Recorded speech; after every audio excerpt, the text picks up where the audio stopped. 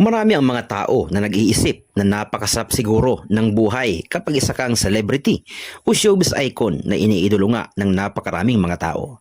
Siguro, nag-iisip ang iba na wala na yatang problema kung ganun nga ang kalagayan ng isang tao sa lipunan.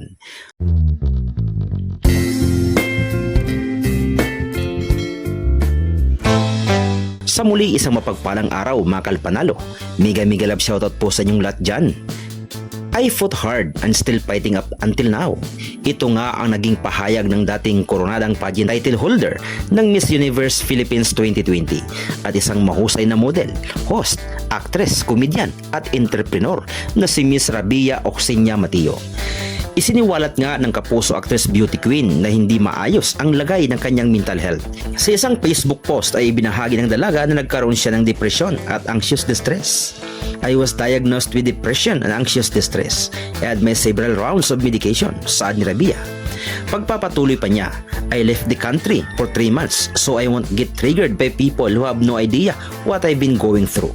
Ayon pa kay Rabia, isang pagsubok para sa kanya ang araw-araw pa na pamumuhay. Dumating pa nga sa punto na halos mag-deactivate siya sa lahat ng kanyang social media accounts para lang matahimik at mapayapa ang kanyang buhay. Ngunit nang malaman niya ang nangyari sa anak ng kanyang kasamang dating si Kuya Kim na si Iman Atienza at kung gaano ito naging kahirap sa kanilang pamilya ay pinangako nga niya sa kanyang sarili na hindi niya susukuan ang sarili. I don't want my mama to experience the same thing, say pa ni Rabia. Sa iwalay na post ay binahagi niya ang kopya ng kanyang medical certificate, kalakip ang mensahe sa madlang people. Ayon sa kanya, I plan to keep my depression to myself. Ilang taon na daw niya itong binabaka. Years of trying to keep myself together. Dagdag pa niya, bullying needs to stop now. It causes harm more than you ever know, giit ni Rabia. Kaya naman makalpanalo, hindi talaga biro ang depresyon. Hindi lamang ito bastang karamdaman. Karamihan sa mga taong nagdaranas nito, kung hindi kinakaya ay nauuwi sa kamatayan, maging nga sa pagkitil ng sariling buhay. Isa lang makalpanalo ang maipapayo natin sa lahat ng mga taong dumaraan sa ganitong kalagayan.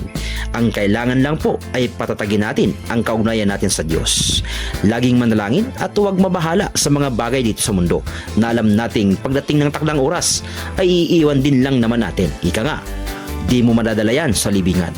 Huwag kalimutang mag-subscribe sa munting channel natin kung nais mo sa mga tulad nitong usapan. Sa muli, maraming salamat sa panonood. Mua!